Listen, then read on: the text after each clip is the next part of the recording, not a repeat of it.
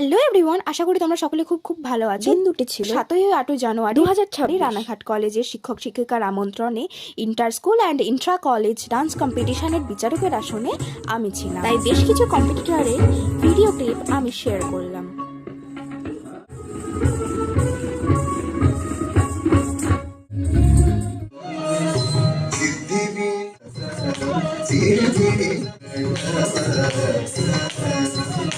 হাতে কালের মুখে সাদাই